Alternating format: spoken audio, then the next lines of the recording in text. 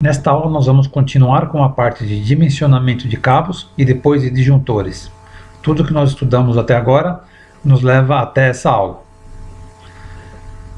De maneira simplificada, nós vamos falar sobre o dimensionamento de cabos. Existem dois tipos de condutores, um chamado fio, que tem uma estrutura rígida, e o chamado cabo. O cabo é composto por vários pequenos fios recobertos por um material isolante. Em específico, nós vamos falar nessa aula sobre o isolante PVC, que é o mais largamente empregado. Os fios eram muito utilizados no passado, mas devido à sua rigidez, eles são muito difíceis de passar pelos eletrodutos. A maioria das instalações modernas utiliza cabos na sua execução. Existem diversos tipos de cabos. O cabo, onde nós temos somente um condutor, nós chamamos de cabos unipolares. Os cabos chamados de multipolares, por outro lado, possuem vários cabos dentro de uma mesma estrutura de isolação. Identificação do condutor. A alma do condutor identifica-se pela sua seção nominal, que é expressa em milímetros quadrados.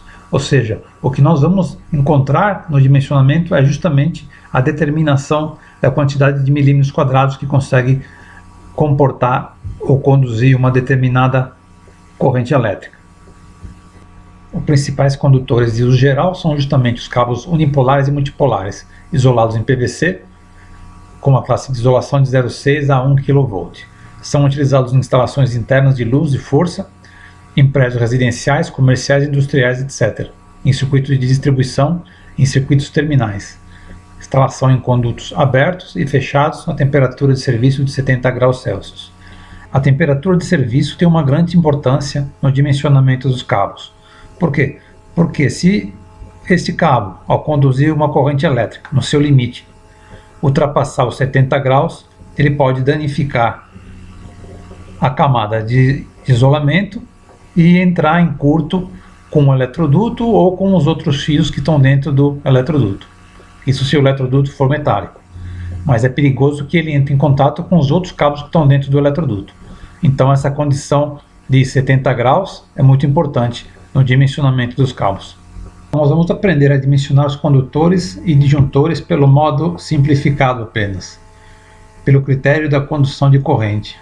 A norma ABNT-NBR-NM 60898 é a norma que trata dos disjuntores para proteção de sobrecorrentes para instalações domésticas e similares. Então nós vamos ver tanto a instalação, a norma do dimensionamento dos cabos de maneira simplificada, somente por um critério, e depois nós vamos ver a parte de dimensionamento de disjuntores. Então o que nós temos?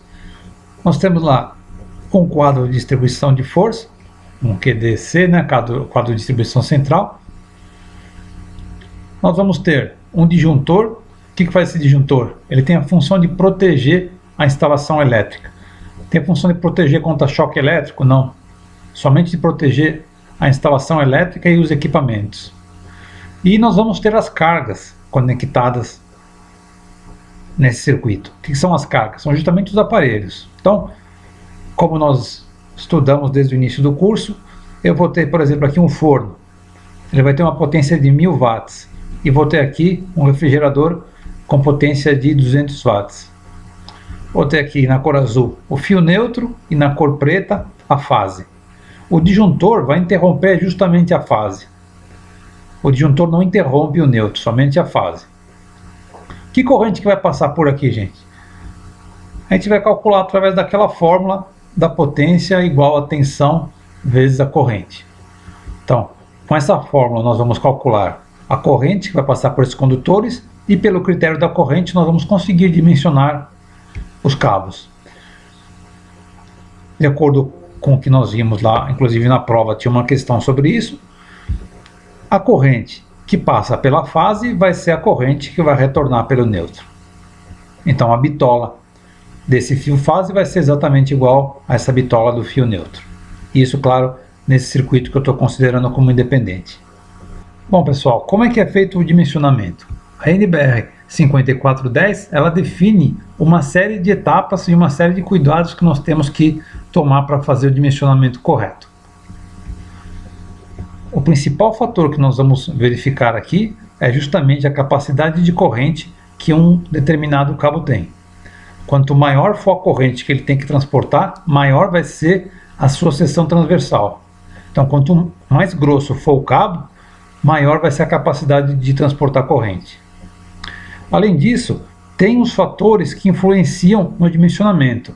Esses fatores estão justamente ligados à temperatura que o cabo vai suportar. Os cabos são dimensionados ou são desenvolvidos para suportar uma temperatura de 70 graus Celsius sem que ocorra a danificação desse cabo.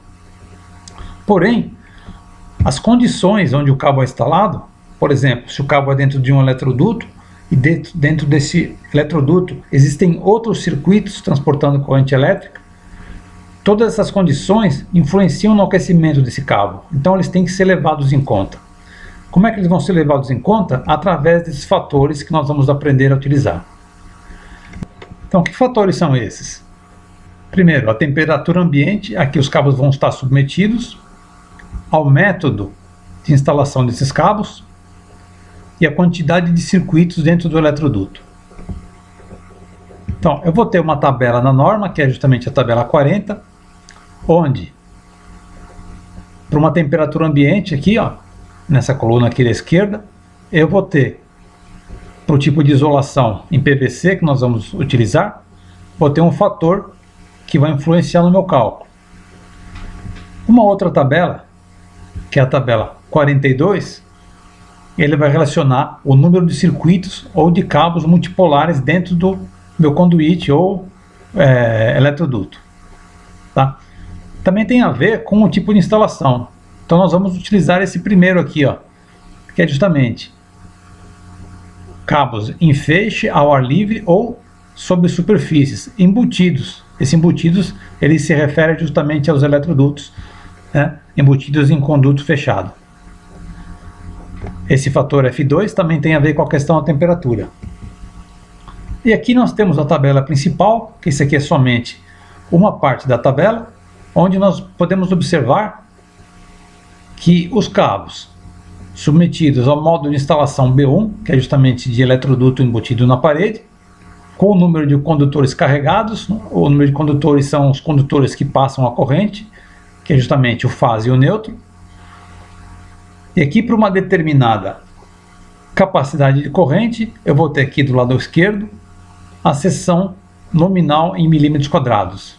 Então, por exemplo, para o módulo de instalação B1, com o número de condutores carregados 2, eu vou ter aqui que, para uma capacidade de condução de 9 amperes, eu vou empregar um fio de 0,5 milímetros quadrados, que é um fio muito fininho. Repara aqui, ó, à medida que eu vou aumentando a minha capacidade de condução, o fio vai aumentando. Então, para um fio ou para um condutor capaz, um cabo capaz de conduzir 11 amperes, a seção transversal dele vai ser de 0,75. De 14 amperes vai ser de 1 milímetro quadrado. E assim por diante até chegar aqui no 76 amperes, que vai ser um cabo de 16 milímetros quadrados. Então essa aqui é a minha tabela principal. Só que eu tenho que levar em conta os fatores relativos à temperatura que estão nessa tabela 42 e na tabela 40 aqui. Então, essa tabela 33 é que fala do método B1, né? Então eu vejo aqui, ó, condutores, cabos em eletrodutos de seção circular embutido em alvenaria, que é o método que nós vamos utilizar. Olha lá. Tanto para condutor isolado como cabo unipolar, é o método de instalação B1. Então esse modo de instalação B1 eu vou utilizar nessa tabela aqui, ó. Tá, então já tenho os parâmetros para determinar o meu cabo. Vamos ver o exemplo então. Dados de entrada: potência instalada 7.500 watts, tensão 220, cabos a temperatura de 35 graus, que é a temperatura ambiente, método B1, eletroduto embutido na alvenaria e 2 circuitos dentro do mesmo eletroduto. Com esses dados de entrada eu vou conseguir calcular ou determinar o meu condutor, a bitola do meu condutor. Bom, então, primeira coisa que eu vou achar, corrente de projeto chamada IB. Então, IB vai ser calculado através daquela fórmula da potência. Potência é igual a tensão vezes corrente. Você isolando a corrente do lado esquerdo, vai ficar potência dividido pela tensão. Se dividir 7.500 por 220, vai achar 34,1 amperes. Aí, de acordo com as características acima, descobrimos os dois fatores que corrigirão a condição do cabo para uma condição mais adequada de condução. Esses são os fatores referentes à temperatura. Então, primeiro, na tabela 40, o fator F1. Vamos lá. Bom, temperatura ambiente está aqui, ó, 35. O fator vai ser 0,94. Por quê? Porque o nosso cabo é de PVC, isolamento de PVC. E o fator F2 vai sair da tabela 42.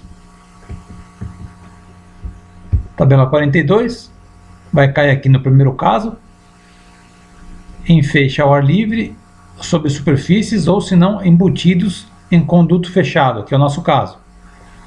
Número de circuitos ou cabos multipolares. Nós temos ali o dado de entrada de dois circuitos. Então, eu vejo aqui, ó, 2, o fator vai ser 0,8. Então, eu retorno lá. O fator de correção vai ser FC igual a F1 vezes F2, 0,94 vezes 0,80, vai dar um fator de correção de 0,752. Eu cheguei na tabela principal. Como a corrente de projeto é 34,1, o próximo cabo seria o de 41 amperes, cujo cabo tem 6 milímetros quadrados de seção transversal. Vamos voltar na tabela então. Ó, vou botar aqui nesse caso, cabo de 4 milímetros quadrados tem uma capacidade de condução de 32 amperes. Como minha corrente de projeto é 34, eu tenho que pegar o próximo cabo, que é o de 41, ou seja, 6 milímetros quadrados. Porém, 41 vezes o fator de correção, 41 vezes 0,752, vai dar 30,832 amperes. Então, gente, o que vai acontecer?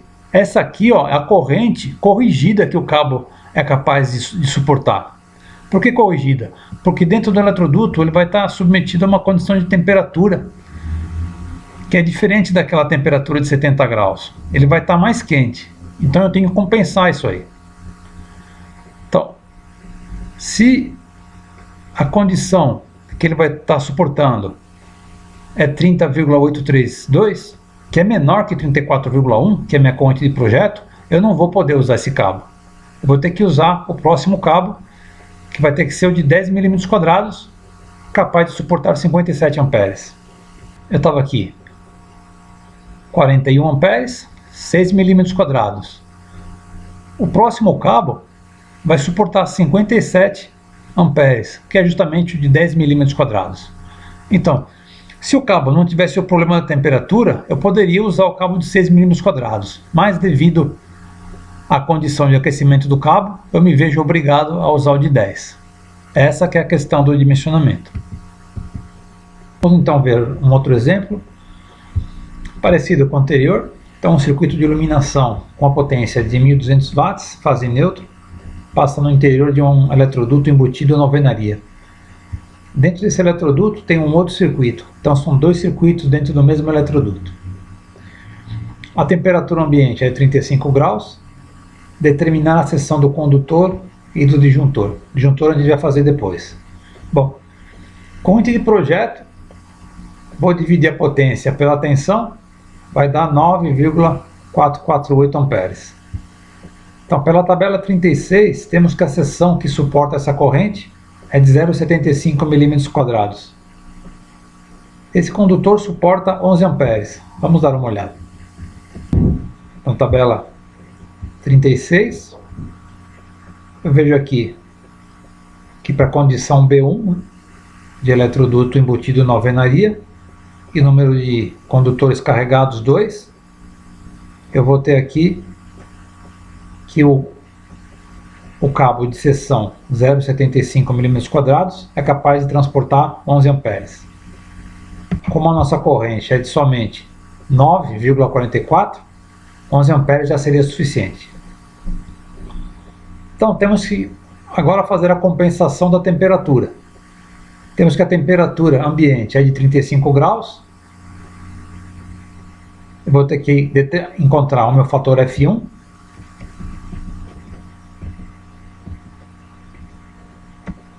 Então 35 graus.